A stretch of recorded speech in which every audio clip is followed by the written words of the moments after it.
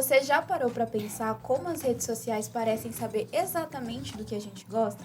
Ou porque certos vídeos, conteúdos e anúncios aparecem com tanta frequência na nossa tela? Bom, seja bem-vindo e bem-vinda ao Tornar Comum, o podcast da UFMT que aproxima a ciência da sociedade. Aqui a gente conversa com pesquisadores e pesquisadoras que nos ajudam a entender os grandes desafios do nosso tempo. E o tema de hoje está literalmente na palma da nossa mão. Por trás do que a gente vê nas telas, existe uma engenharia invisível, uma arquitetura que organiza a coleta, o cruzamento e a análise dos nossos dados. Tudo isso operado por grandes empresas de tecnologia. E aí entram informações como o nosso nome, a nossa idade, a nossa localização, mas também os nossos gostos, comportamentos, interesses de consumo e até posicionamentos políticos. Um volume enorme de dados sobre o qual muitas vezes a gente tem um pouco ou nenhum controle. E hoje, mais do que nunca, dados e informações são poder. E se isso já levantava preocupações quando falamos de adultos, a questão exige ainda mais atenção quando envolve crianças e adolescentes. Quem protege esses dados? Quem protege esses sujeitos? Esse debate ganhou força do último ano para cá, especialmente depois que o influenciador Felipe Pereira, o Felca, viralizou ao denunciar práticas de exploração, sexualização e adultização de menores nas redes.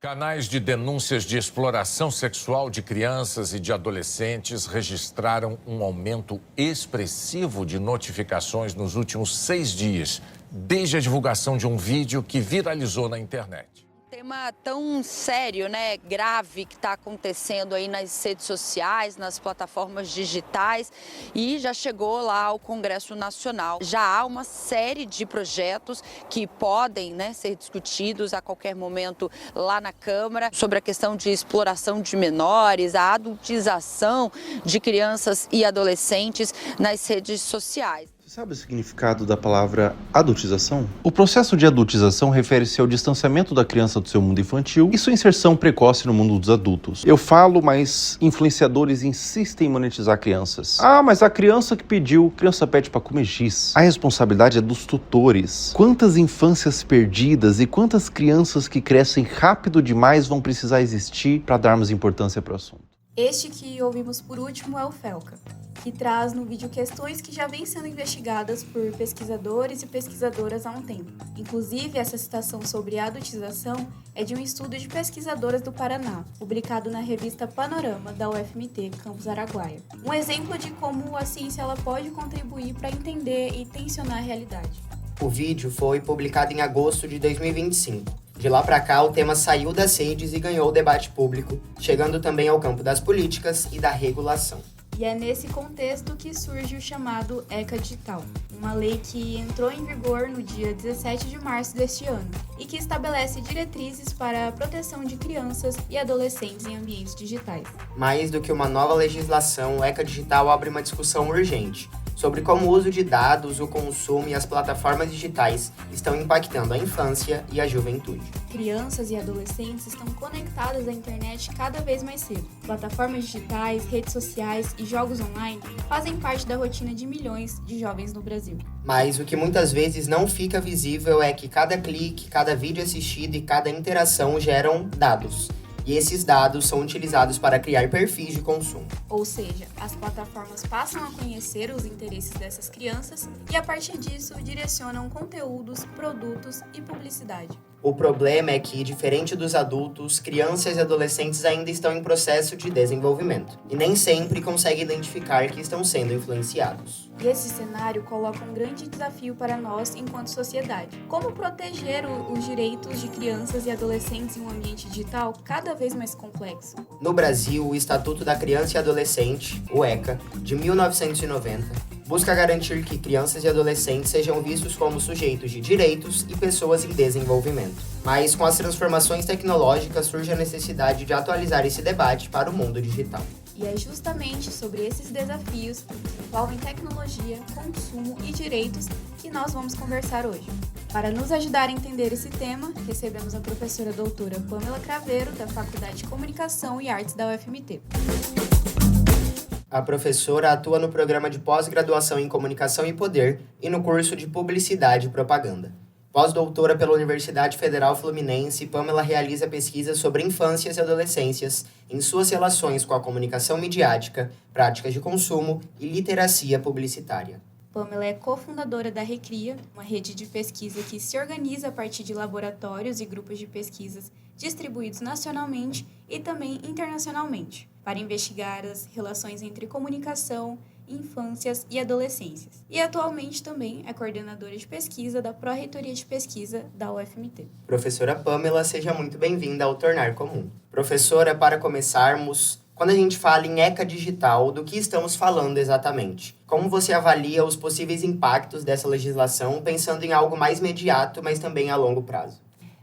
Boa tarde, pessoal. Primeiramente, eu queria agradecer muito, a possibilidade de estar aqui com vocês hoje, falando sobre esse tema, sobre essa discussão que tanto me atravessa, a nível social, a nível acadêmico. Dizer que eu estou com o coração aqui até acelerado, porque o podcast do Tornar Comum, ele é um podcast muito especial para mim, para o UFMT, então eu espero que a gente tenha um bate-papo aqui super bacana sobre essa temática do ECA digital. E aí, falando especificamente, respondendo aí a pergunta que vocês começam aqui o nosso bate-papo, eu acho importante falar do que se trata o ECA digital, que é esse nome que a gente está dando popularmente para a Lei 5.211, que é uma lei, assim, super, mega, hiper recente, que foi sancionada aí ano passado, no final do ano passado, e que entrou em vigor praticamente ontem, no dia 17 de março desse ano, e que, portanto, é um tema bastante recente. E aí, muita gente está se referindo ao ECA digital como um novo ECA, como se o ECA, o Estatuto da Criança e do Adolescente, uma lei de 1990, tivesse ultrapassado. Então, eu queria começar esse bate-papo já pontuando que não é bem assim, que o ECA, a lei de 1990, é uma lei super importante, que tem uma relevância a nível internacional, que vai trazer aspectos que devem ainda ser debatidos e defendidos e pontuados, por exemplo, a perspectiva de que crianças e adolescentes são sujeitos de direitos, que devem ser priorizados em toda e em qualquer política pública no Brasil. Então, dito isso, o que é o ECA digital? O que ele traz de novo, O ECA digital, ele traz, digamos assim, subsídios, Na verdade, ele é um instrumento para que a gente possa pensar e lidar com os desafios que estão postos aí no cenário digital quando a gente fala de direitos das crianças e dos adolescentes, E aí vocês devem estar se perguntando, que desafios são esses, Então, estou falando de um cenário, como vocês bem relataram aqui no início do episódio, um cenário inundado por práticas de coleta, de armazenamento e de análise massiva de informações, um cenário marcado por direcionamento de uma publicidade ultra, direcionada, invasiva, que é ali apresentada de uma forma totalmente, contextualizada com o conteúdo de entretenimento.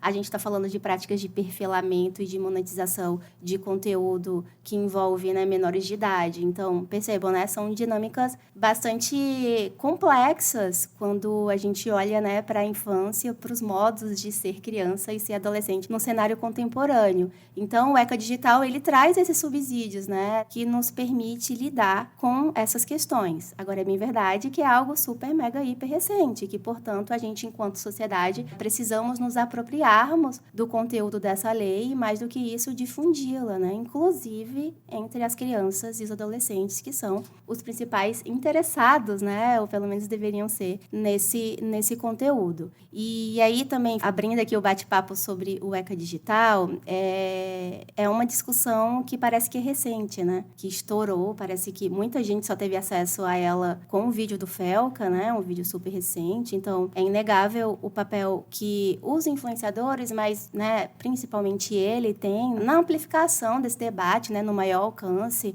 Trouxe mais gente para discutir sobre isso, mas é bem verdade que esse não é um assunto nada novo, A gente que trabalha com essa temática no âmbito da pesquisa já está falando sobre isso há algum tempo, há vários anos, Então, há aí uma articulação política, envolvendo diversos atores, como organizações, em prol prol dos direitos da criança e adolescente, sociedade civil organizada, e nós, né, pesquisadores e pesquisadoras que estudamos isso há algum tempo e que estamos envolvidos, inclusive, nessa discussão que culmina no produto, né, digamos assim, no resultado que é o ECA Digital. Então, respondendo à pergunta de vocês, assim, agora de um modo talvez mais específico, o que eu queria começar essa discussão era pensando o ECA Digital como uma convergência, sabe? Uma convergência em que, de um lado, a gente tem um acúmulo técnico, né, de nós, da academia, enfim, falando sobre o assunto, e um acúmulo político de muitos atores envolvidos nesse processo,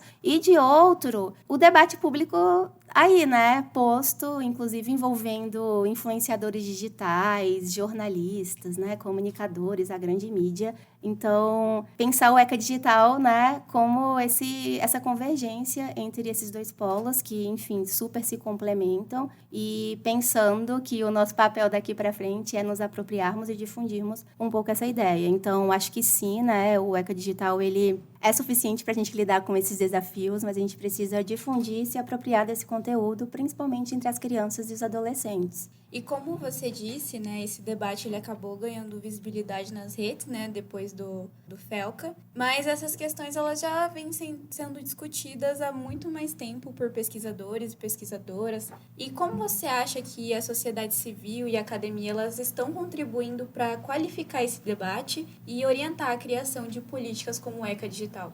Olha, eu acho que nós estamos vivendo um momento super promissor, né? Em que a gente tem esse debate aí posto, né? A gente, como eu falei anteriormente, a gente tem mais atores envolvidos nessa discussão. Então, assim, para a Pamela lá, graduanda, né, de comunicação social, quando eu comecei a me interessar e a estudar essas questões, né, ali no âmbito da academia, assim, me dá um quentinho no coração, né?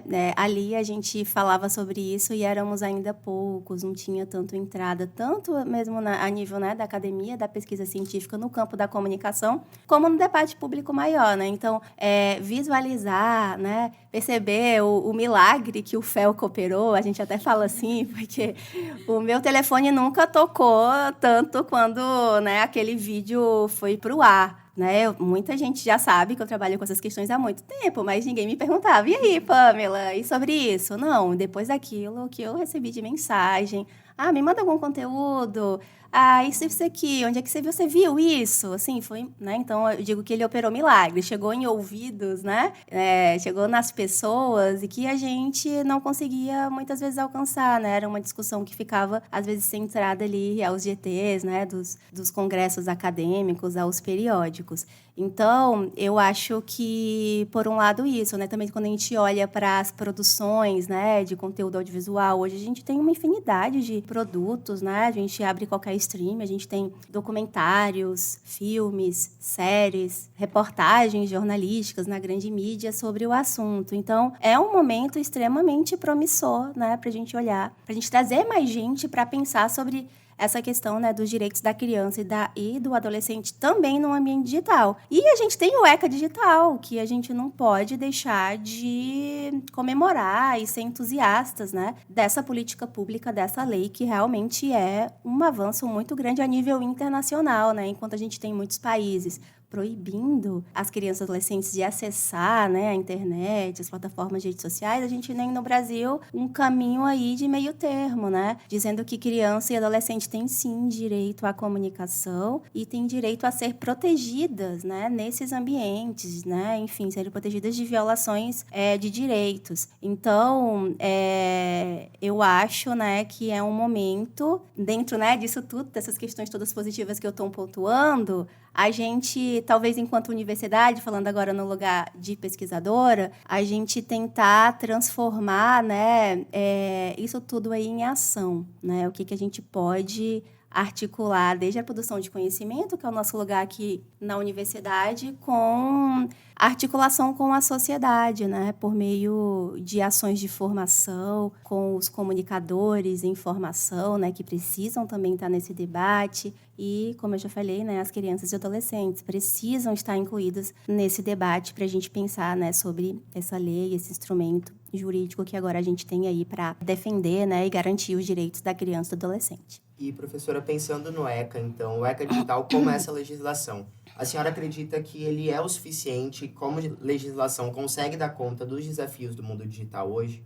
Então, como eu estava falando no começo, né, Sávio? Eu acho que não é sobre dar conta, é sobre a gente trabalhar a partir do que a gente tem, né? O ECA Digital, ele é fruto, ele é resultado de uma luta, né? De uma disputa também, enfim, de um acúmulo, né? Um acúmulo técnico e político, e que a gente tem um resultado excelente. E aí, o que a gente vai fazer a partir disso, que eu acho que é o compromisso que eu estou focando agora, né, enquanto pesquisadora, enquanto ativista também da causa da infância e da adolescência, né? Quando a gente está falando de desafios no ambiente digital, a gente tem uma lei super avançada, né, e o que há de mais moderno e o mais articulado com os interesses da criança para tratar dessas questões, desses desafios, sim, né? E aí a gente precisa aí de uma combinação que vá além da questão da fiscalização formal, né, da aplicação e da execução da lei, mas que também envolva a articulação com a sociedade, né, para que de fato essa lei pegue, para que de fato a gente compreenda qual é a relevância dessa lei, né, porque a gente está vendo, não sei se vocês estão acompanhando, mas nas redes sociais a gente está tendo aí uma discussão, né, muito inundada e permeada por notícias falsas, né, por fake news, enfim, um lobby muito intenso da indústria de jogos eletrônicos, né, sobre o assunto, que tem contaminado, digamos aí, né, esse debate e trazendo desinformação sobre o assunto. Então, eu acho que a gente da comunicação, né, profissionais da comunicação, não só pesquisadores, tem um papel muito importante para qualificar esse debate e fazer com que nós, enquanto sociedade, saibamos a importância e a riqueza do conteúdo que está ali colocado nessa lei. Bom, nós sabemos que a criação de leis é um passo mega importante, mas a efetividade depende diretamente de mecanismos de fiscalização e monitoramento. E no caso do ECA Digital, professora, como que isso está sendo estruturado? Quem irá fiscalizar? E como esse controle ele deve acontecer na prática? Bom, o ECA Digital, ele vai reforçar, né, ele reforça algo que já estava presente lá no ECA de 1990, né, que é a noção da garantia dos direitos da criança e do adolescente a partir de um dever compartilhado entre o Estado, a família e a sociedade. Então, o que a gente tem no ECA Digital é, digamos assim, uma coordenação entre o poder público, né, e outros agentes da sociedade civil e dos agentes econômicos, ou seja, há a previsão da responsabilização das plataformas digitais, por exemplo, nesse cenário, né?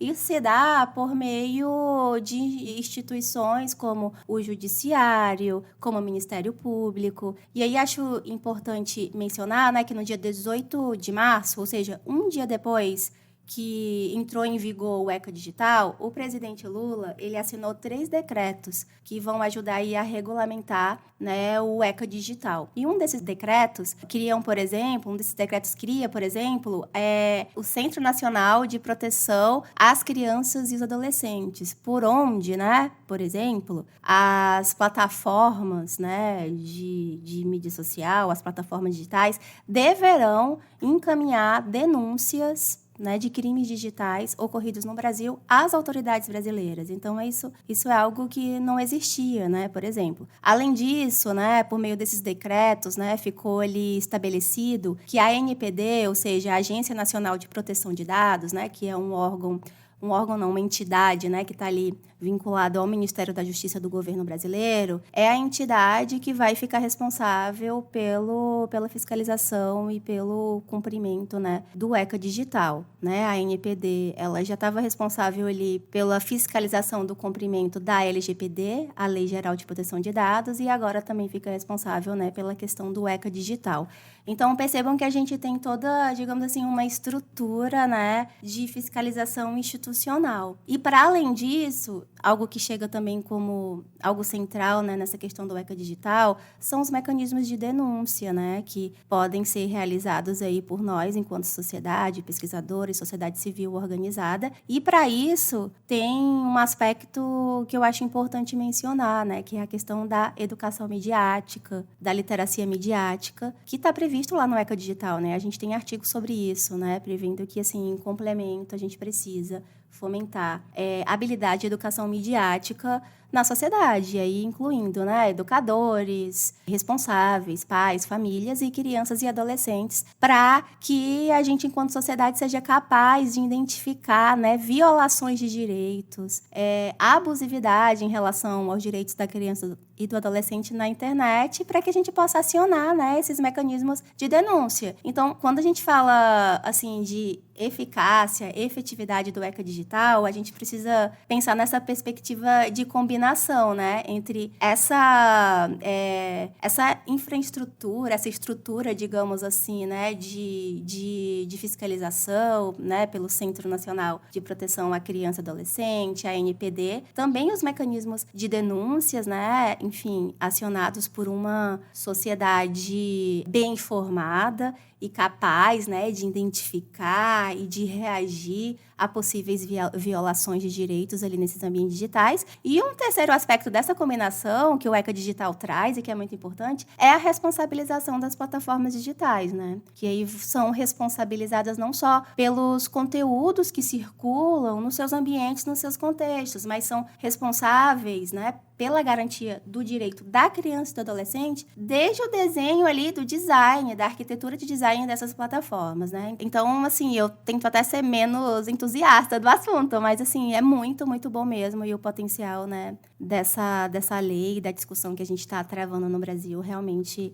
tem mais pontos positivos do que desafios. Obviamente que o desafio, reforço aqui, é essa apropriação e a difusão no cenário que é disputa, né? A lei tem um caráter pedagógico. E para ela ter um caráter pedagógico, a gente tem que fomentar o debate e fazer a pressão social para que ele aconteça. E analisando esse contexto, qual que é o papel dos responsáveis pelas crianças e adolescentes? Eu acho que o papel, né, a gente tem aí essa questão da educação midiática, que passa também, né, pelos responsáveis, entendendo responsáveis para além das famílias, educadores, enfim, todos nós, enquanto sociedade, somos responsáveis por crianças e adolescentes, né? O ECA Digital traz a questão da supervisão parental, que é uma discussão que está posta e que agora as plataformas digitais têm que incluir isso nos seus desenhos, enfim, basicamente chamar, né, as famílias, os educadores, os responsáveis, os adultos, todos nós para o debate sobre isso. É dever de todos nós, como está posto lá na Constituição de 1988, depois reforçado no ECA de 1990, né? É dever da família, do Estado, da sociedade garantir os direitos das crianças e dos adolescentes, entendendo que essa responsabilização é compartilhada, não é só da família, não é um problema só da escola, né? Na verdade, é um problema muito mais das plataformas digitais, que agora, com o ECA Digital, estão sendo, né? Que já é um presente, já está no presente isso, estão sendo responsabilizadas. E, professor, embora essa logística seja de uma responsabilidade social e coletiva mesmo, muita gente ainda não tem clareza sobre como as plataformas usam as informações dos nossos perfis, né? Então, na prática, como seria e como acontece esse processo de perfilamento de dados? A gente queria, enfim, uma explicação da senhora de como isso ocorre na prática e, principalmente, quais são as implicações desse modelo quando falamos de crianças e adolescentes. Eu acho que essa é uma questão, assim, central para a gente entender esse sistema, né, das plataformas de redes sociais, né? Então, assim, falando resumidamente, perfilamento diz respeito ao processo, né, de coleta, armazenamento e análise de informações a nível massivo das nossas informações enquanto usuários dessas plataformas digitais, né? E aí eu estou falando, né, de coleta, armazenamento e análise de informações, desde as informações, digamos assim, mais simples, né, relativamente simples, como localização, idade, data de nascimento, a coisas mais sutis, como quais vídeos a gente assiste até o final, o que a gente curte, o que a gente pula, o que a gente comenta, né, o que a gente compartilha. E aí isso tudo, né, esses dados, essas informações, elas vão ser organizadas em perfis, né, no que a gente chama de perfis, em modelos de consumo, que vão ajudar essas plataformas a organizar o que a gente vê ali na tela, né, que a gente está vendo, e vão ajudar a direcionar a publicidade de uma maneira muito mais invasiva e eficaz, né? Colocando aí várias aspas nesse eficaz, né? Então, é mais ou menos assim, né, que funciona esse modelo. E aí, quando a gente está falando de crianças e adolescentes, isso é algo ainda mais sensível, né? A gente está falando de coletar, armazenar e analisar dados de hábitos de consumo ali nas redes sociais, né, de preferências, de sujeitos sociais em desenvolvimento, em sujeitos sociais que estão ali na nossa legislação, que devem ter seus direitos garantidos e que devem ser prioridade absoluta, né? Então, a gente está falando desse tipo de coisa, né? E a gente está falando de sujeitos, né, sociais que muitas vezes não tem repertório ainda suficiente para entender a complexidade dessas dinâmicas, para entender, por exemplo, que ao usar, né, ao acessarem esses ambientes digitais, estão inevitavelmente inseridos em contextos de monitoramento, em contextos de uso de dados para estratégia de influência, porque é sobre isso que a gente está falando, né? E então, nesse sentido, né, o ECA Digital, ele vem com esses subsídios, né, sendo esse instrumento para que a gente lide com esses desafios, né? Não é permitido o uso mais de dados, né, de crianças e adolescentes para fins mercadológicos. Ponto. Então, a gente já começa, né, desse combinado, digamos assim, e, né, nesse sentido, a gente tem aí uma responsabilização agora, né, subsídios para responsabilizar as plataformas digitais que não respeitarem, né, esse aspecto, esse combinado, e também a responsabilização dos produtores de conteúdo, né, dos influenciadores digitais, que, inclusive, muitas vezes são os próprios pais responsáveis, né, por crianças aí, produtoras de conteúdo nas redes, né, que agora também a coisa se complexifica, e aí a gente tem subsídios para protegê-las, né, desse ambiente, desses desafios, dessas dinâmicas complexas que envolvem aí o cenário digital e a relação com crianças e adolescentes.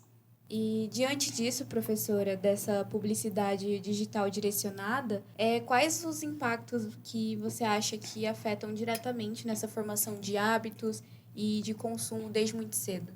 Bom, quando a gente fala dessa relação, né, entre crianças, adolescentes e publicidade, é uma relação que já é abusiva, né? A gente tem lá no Código de Defesa do Consumidor, né, uma lei de 1990, que vai dizer que é uma prática abusiva direcionar a publicidade a crianças e adolescentes, né? A crianças, na verdade, ou seja, a publicidade que se aproveita da deficiência de julgamento e do senso crítico que crianças, né, indivíduos em formação têm. Então, quando a gente vem com o cenário digital e toda essa complexidade que a gente vem comentando aqui no episódio, né, que a gente vem falando, percebam que a gente tem complexifica ainda mais, a gente acrescenta algumas camadas na abusividade dessa relação entre crianças e publicidade, né? Com toda essa questão da coleta de dados pessoais, de perfilamento, da monetização de conteúdo, né? Buscando o engajamento às custas da imagem e da privacidade, enfim, de crianças e adolescentes, muitas vezes sendo elas, né, crianças da nossa própria família. Então, a gente traz aí algumas camadas mais profundas nessa abusividade, né? Então, quando a gente fala em riscos da publicidade digital, é importante a gente pensar, né, perceber que é uma publicidade que ela se apresenta muitas vezes não, né? Sobretudo de uma maneira naturalizada. Eu acho que o grande risco, se eu pudesse classificar, né? Se eu pudesse dizer aqui, enumerar, o grande risco é a naturalização da publicidade. É a naturalização dessa lógica mercadológica no nosso entretenimento por meio dos conteúdos digitais, né? A publicidade no cenário digital, ela aparece de tal modo, ela sustenta toda a lógica desse sistema, né? Que fica difícil para a gente dizer o que é conteúdo mercadológico e o que não é. Ela se apresenta apresenta ali profundamente mesclada, hibridizada com conteúdos de entretenimento, com vídeos do nosso influenciador preferido, né, em formatos de dica, de tutorial, enfim, né? Então, quando a gente está falando de criança e adolescente, um primeiro risco que a gente poderia pontuar é esse, né? Essa dificuldade de identificar o que é conteúdo mercadológico e a consequência disso, né, uma possível consequência disso é um consumo menos crítico, é uma menor resistência aos apelos persuasivos daquele conteúdo, quando ele não se apresenta, né, de uma forma escancarada como publicidade, quando ele se apresenta de uma maneira disfarçada, de uma maneira velada. E aí, então, a gente também tem, nessa perspectiva, né, uma publicidade que ela é muito mais perspicaz, né, e muito mais eficaz, porque ela está imbuída dessa lógica do perfilamento, né, da construção de perfis de consumo, da construção de modelos de consumo pautado nas nossas preferências, né, gente? Então, é muito difícil resistir, né? E quando a gente está falando de criança e adolescente, a gente está falando, portanto, né, do risco de um consumo precoce, do risco de um consumo impulsivo, muitas vezes atrelado, né, à noção de pertencimento, que é algo muito caro para todos nós, enquanto indivíduos, mas, sobretudo, na fase, né, da infância e da adolescência. A gente está falando da associação de uma publicidade a produtos considerados inadequados para menores de idade, como tabaco, bebidas alcoólicas, jogos de azar, né? Então, quando a gente fala de riscos, a gente está colocando tudo isso. E não esquecendo dos produtos ultraprocessados, né? Que é o que mais, um dos produtos que mais, assim, a gente vê associado, né, a essa publicidade digital. E aí, como a professora Pamela já disse anteriormente, essa preocupação se estende à pesquisa na trajetória dela desde muito cedo, desde a graduação. E aí, a partir disso, surge a Recria, que é a Rede de Pesquisa em Comunicação, Infâncias e Adolescentes, que a professora é cofundadora. Professora, conta pra gente como a rede surgiu, quem participa e qual tem sido o foco desse coletivo agora. A Recria, ela surge da reunião, né, entre pesquisadoras, que no começo eram todas mulheres, né, também tem essa característica, normalmente quem estuda a relação entre infância e adolescência são mulheres, temos aí um dado, né, precisamos que os homens também se impliquem nessa discussão, nessa agenda de pesquisa. Mas, enfim, então a Recria surgiu disso, né? Da reunião de pesquisadoras que estavam aí espalhadas pelo Brasil e que estudavam, né, essas questões de maneira pulverizada em vários grupos, em vários espaços, em várias universidades. E na pandemia, por meio de um encontro, né, de um meet, a gente resolveu juntar e fortalecer forças, né? Fortalecer esse campo de estudos no âmbito da comunicação, né? Essa agenda de pesquisa. Então, hoje, a Recria, né, ela é formada por pesquisadoras e também pesquisadores que chegaram depois, né, de todas as regiões do Brasil, né?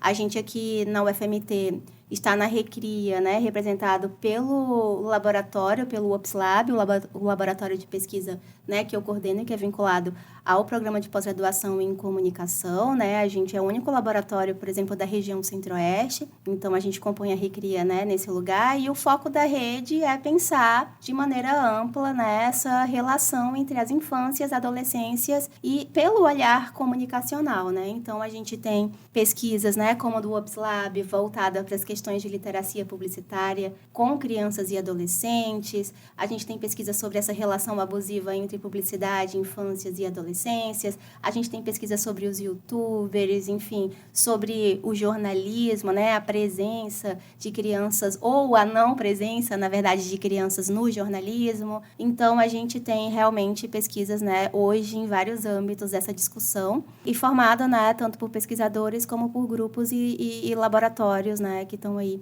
atuando em várias frentes. Algo que eu acho que seria importante também mencionar é que a gente, da Recria, a gente está partindo da universidade, né, da academia.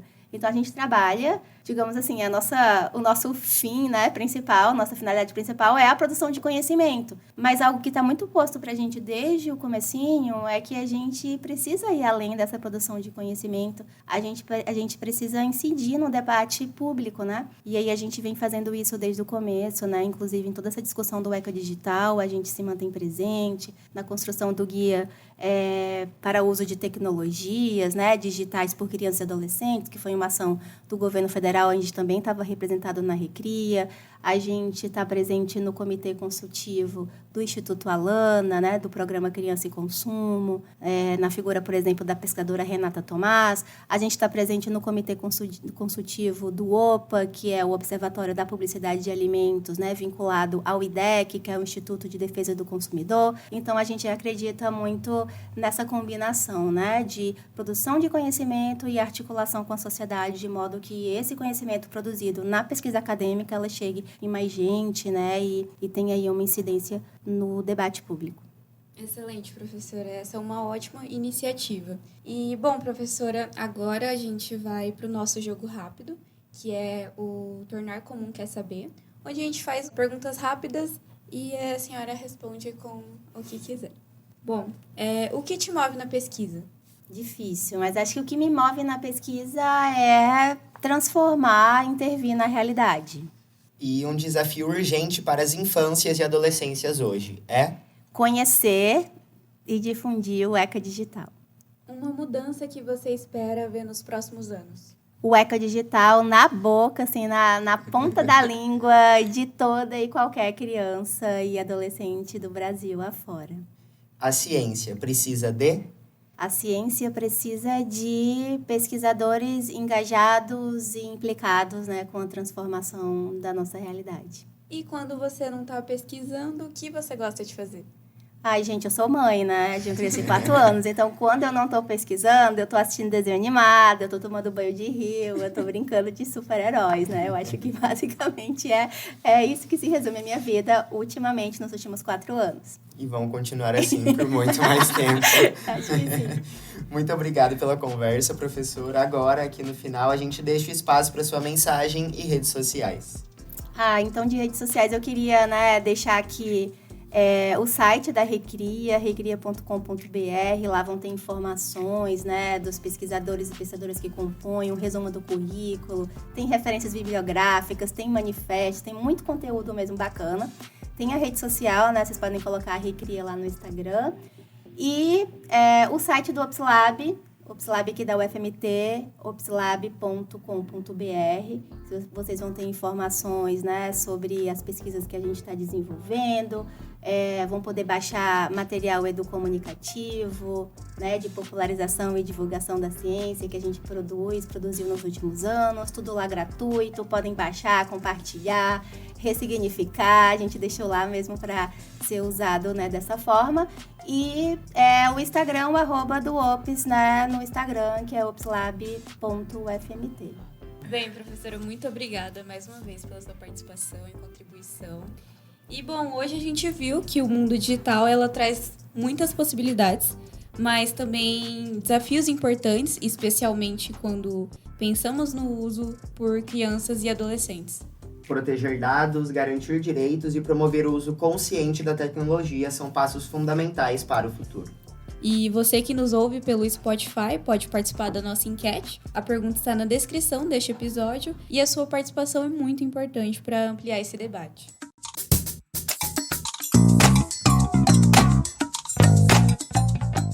Se você gostou desse episódio e não quer perder os próximos, já sabe. Segue o podcast Tornar Comum e acompanha a Propesc nas redes sociais. É @propesc_UFMT. Siga também a Rede Recria nas redes sociais. E é isso, pessoal. Até o próximo episódio do Tornar Comum, onde a gente ouve quem vive a pesquisa no dia a dia e reflete como ela impacta nossas vidas. O Tornar Comum é uma iniciativa da Pró-Reitoria de Pesquisa da Universidade Federal de Mato Grosso, por meio do Programa Institucional de Comunicação Pública da Ciência.